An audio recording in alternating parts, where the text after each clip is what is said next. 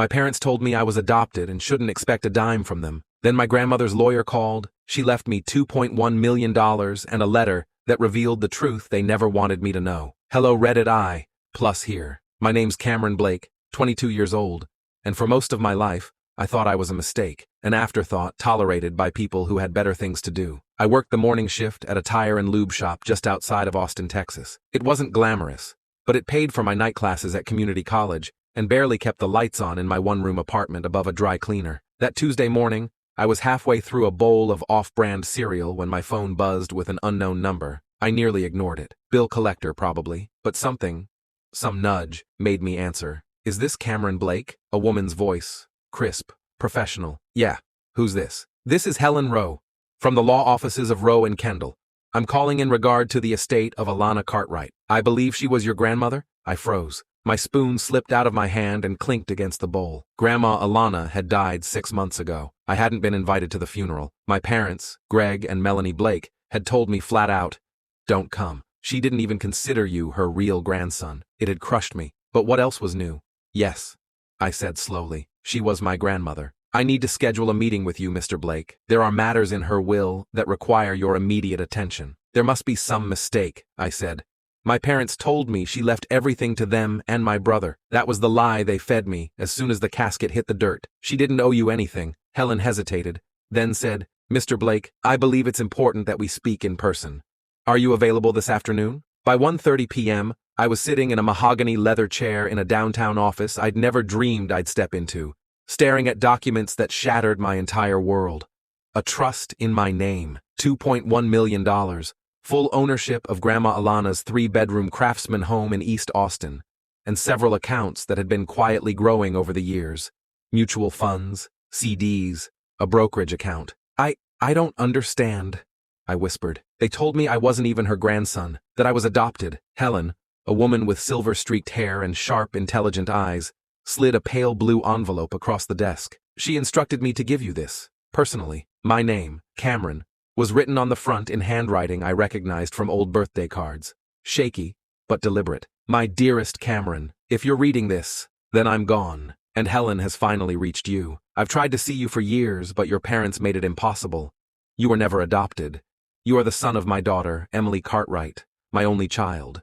She died in a car accident when you were just shy of 2. Your father, Greg, was destroyed, and in his grief, he made the worst decision of his life. He married Melanie 6 months later. Melanie never wanted you. She didn't want a reminder of Emily. She convinced Greg to tell you that you were adopted, to erase Emily from the family. But I fought. Oh, how I fought.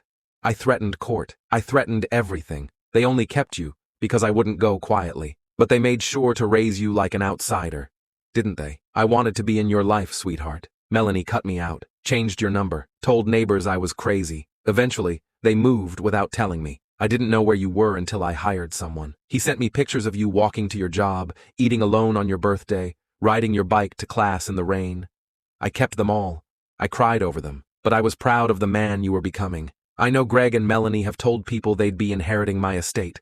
Let them believe that. They've spent what they didn't have, and they'll soon learn what happens when you build a castle on lies. Cameron, you were always mine. You were always loved. With all my heart, Grandma Alana P.S. The house keys are in the safe deposit box. I hope you'll live there. It's been waiting for you. I read the letter 3 times. Not adopted. My real mother, Emily, was dead. Melanie wasn't my mother at all, just the woman who spent 2 decades trying to erase me. The sadness hit first, then the rage, and finally, relief. I hadn't imagined it. The cold stares, the exclusion, the whispered jokes at Christmas. The truth was worse than I'd guessed, but also freeing. Helen handed me a folder. Your grandmother documented everything. Photos, reports. She wanted you to have a record. Inside were photos of me, walking to work, standing in the rain waiting for a bus, hauling groceries up 3 flights of stairs. She'd been watching, not in a creepy way, but like a guardian. Quiet, loyal, loving, the way no one else had been. How much did they spend, thinking they'd inherit it all? I asked. Helen's eyes narrowed. Your father bought a $70,000 truck. Your mother redid the kitchen, $50,000. Your brother, Bryce, got a new ATV and started a consulting company. They've burned through nearly $200,000 in credit. And what do they get? Greg and Melanie? Nothing. Your grandmother explicitly cut them out. Bryce receives $5,000. A token, that's all. I leaned back. She played the long game. Helen smiled. She wanted you to deliver the news yourself, and she requested that I come along to witness their reactions. That night, I pulled up to my childhood home. White two-story, perfect lawn, and Greg's stupid truck parked like a monument to overcompensation. Helen stepped out beside me in a navy blue suit. Melanie opened the door. Her face soured the second she saw me. Cameron, what do you want? It's about Grandma Alana's will. Oh, she said, smoothing her blouse, voice suddenly sugary. Come in. They were all there. Greg, on his recliner. Bryce, scrolling his phone. The walls were repainted, new art hung, floors freshly redone, paid for with fantasy money. Helen stepped forward. Helen Rowe. I represent the Cartwright estate. Greg looked up. Finally. About time we sort this all out. I'm here for Cameron, Helen said coolly. Silence. Bryce blinked. Melanie's smile cracked. What?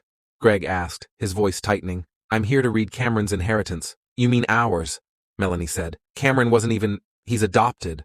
Alana wasn't his real grandmother. I pulled out the letter. She was my grandmother, and Emily Cartwright was my mother. No, Greg barked.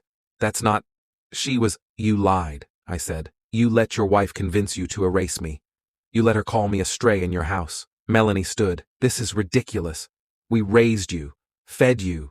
You lived under our roof. You mean the one where I wasn't allowed to hang family photos of my real mom? I asked. Helen spoke. To clarify, Cameron inherits everything. The house, investments, $2.1 million. Greg and Melanie receive nothing. Bryce dropped his phone. That's it? I get $5 grand? Melanie turned red. We'll contest this. You can't just leave everything to him. You can try, Helen said. But Alana had 2 witnesses, 2 psychiatric evaluations, and a notarized affidavit. You'll spend thousands and still lose. Greg's voice dropped. Cameron, we didn't mean for things to end like this. I stared him down. Number you meant to pretend I never existed. And now you can live in the world you created. Melanie moved closer. We made mistakes, but we're still your parents. Doesn't that mean something? No, I said. Emily was my mother. Greg was a coward. And you? You were just the woman who made sure I grew up feeling unwanted. 6 months later, I moved into Grandma Alana's house. The garden still bloomed. Her favorite rocking chair was still on the porch. I found boxes filled with birthday cards she was never allowed to send, journals where she wrote messages to me she knew I'd never read. Until now. I finished my degree in finance, used part of the inheritance to start a foundation that helps displaced youth and former foster kids. Kids like me, told they don't belong. Now, I make sure they know someone's fighting for them. Greg called once, asked for help avoiding foreclosure. I told him to contact my lawyer. Melanie sends holiday cards now. I never open them. Bryce? He had to sell the ATV and get a job. Life's funny like that. But me? I finally know who I am. I wasn't unwanted. I was hidden from the one person who loved me unconditionally. Now I sit in her garden reading her letters, surrounded by her legacy. She gave me money. But more than that, she gave me the truth. And in the end, the truth was the most valuable thing she ever left me. 2 weeks after I moved into Grandma Alana's house, a letter arrived. Blake versus Cartwright Estate, filed in Travis County Probate Court. Greg and Melanie were contesting the will. The petition claimed undue influence, mental decline, and that I had alienated my grandmother in her final years. I almost laughed. Helen didn't. She was furious.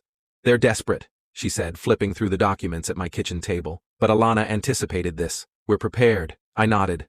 Let them come. Let a judge hear how they lied for 20 years. The courtroom was nearly empty when I walked in. Helen beside me in a charcoal gray suit, calm as ever. Across the aisle sat Greg and Melanie, their lawyer whispering into their ears. Bryce was behind them in a wrinkled shirt, looking like he'd just realized court wasn't a Zoom meeting. Melanie didn't even look at me. Greg tried to smile.